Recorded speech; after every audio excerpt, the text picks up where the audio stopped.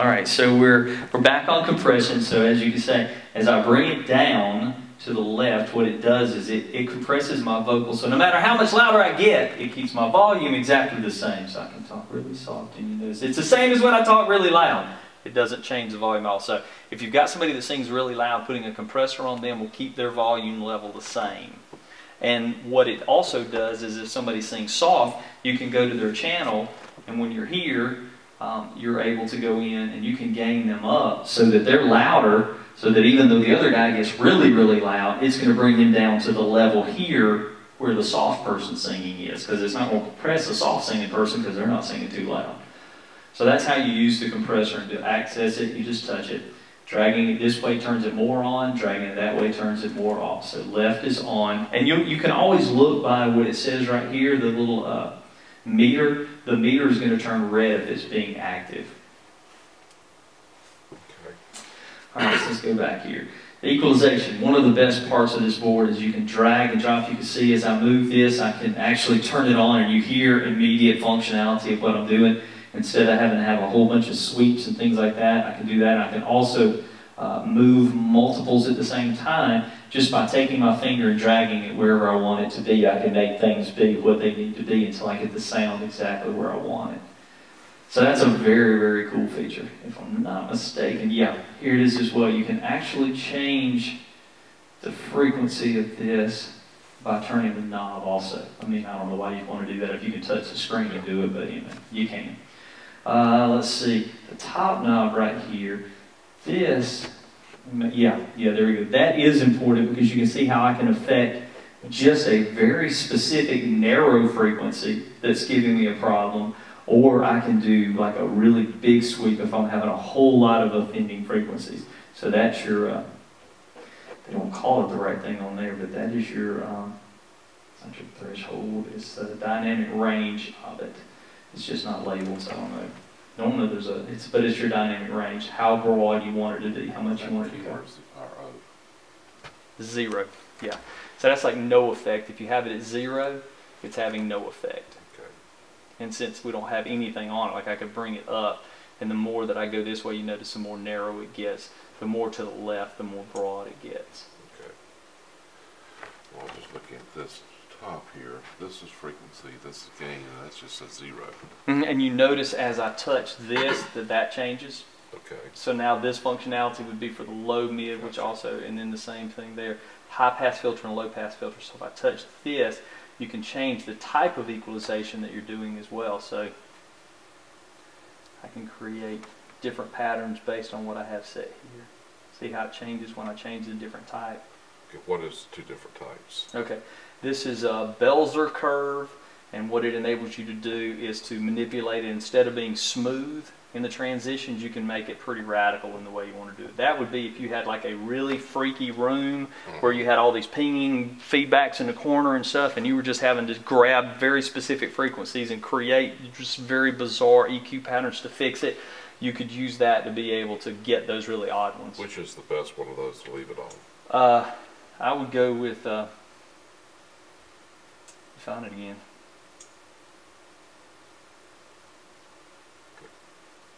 Where was it? Glad you're having problems. Well, all this, oh, there it is. So when you click on it, it should show up underneath it there. I would leave it on that particular one right there. The other one where it joins together like this, I wouldn't necessarily use that. Alrighty.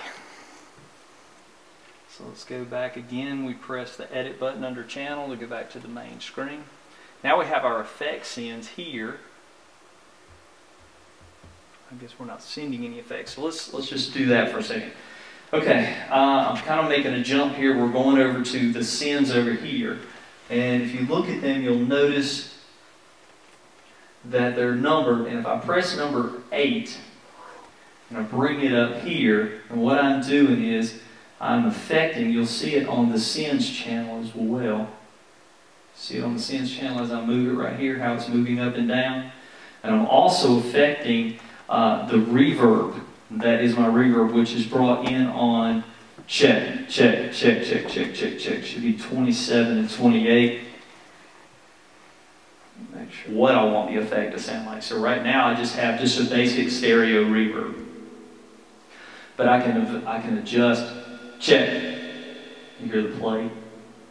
Move over or touch them. I can change the size of the room, and I can change the time of the reverb. Check. 1.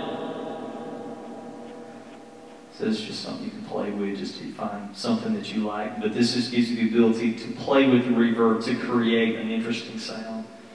Totally customizable. And you can also equalize it. Also has equalization on it, so if you want to ring out certain parts of it, you can actually affect those just by, again, by touching it and using the dial. You can create wherever you want to do. Check. Check. Check. Check. 1, 2. 1, 2, 1, 2, 1, 2. And you can affect the amount of wet and dry. Like right now it's got a lot of effect on it. I can actually bring that down a little bit, turn my dry effect up, and so it'll give it an effect, but it's not quite as prominent as it was a minute ago. Check. So that's more of the effect. This is more of just my dry mic sound. Again, all of this is just to taste whatever you like as far as what it sounds like. I'll cut some of this early reflections. Check. Check. Cut the room size down. Hey. Hey. Hey. Hey. Get a lot of ringer on that. That's kind of weird. Check. 1, 2. In that situation, I wouldn't want that much, so I'd actually take some of that out here. Test. Test. Check. Check. And of course, for the music in it, you'd hear a little bit. All right, so anyway, I don't want to spend too much time just on the effects, but just know you can adjust any of the effects just by selecting the effects on, they're always on channel 8. So your effects are on channel 8. So no matter what microphone you select, when you press channel 8, whatever you do here is going to send that, like if we do whatever this one is, just for grins and giggles, this is channel 20. So pull channel 20 up. Check, check, check, just check. Check, 1, 2, 1, 2. Okay, yeah, there you go. All right, now select 8 over on your effects there. Go to channel 20 on the board and pull that fader up. Check, 1, 2, 3, 1, 2, 3. Check, check, check, check. Hear the reverb starting to come into it. Check, 1, 2, 3. 1, 2, 3, 1, 2, 3. So that's how you put effects on a channel. Okay, so. And then turn it again to go back to your regular. So now you're looking back at your channel again. Okay, so when I turn this on, it sets the effects.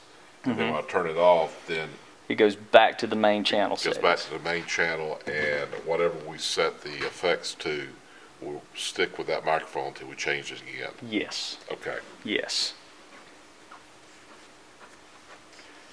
Thank you. All right, so let's see. Now this is a couple of cool features. This is your mute groups and your DCA groups. So let's talk about those for a minute. A DCA group is a digitally controlled amplifier. Basically, for what we're discussing here, it's going to be a grouping place. It's going to be like if I want to put all of the vocal mics in one place that I can control all 4 of their volumes at one time, I would want to group them in a way where I could put them all on one fader. So what we would do, like we know these handheld mics are, what was it, 18?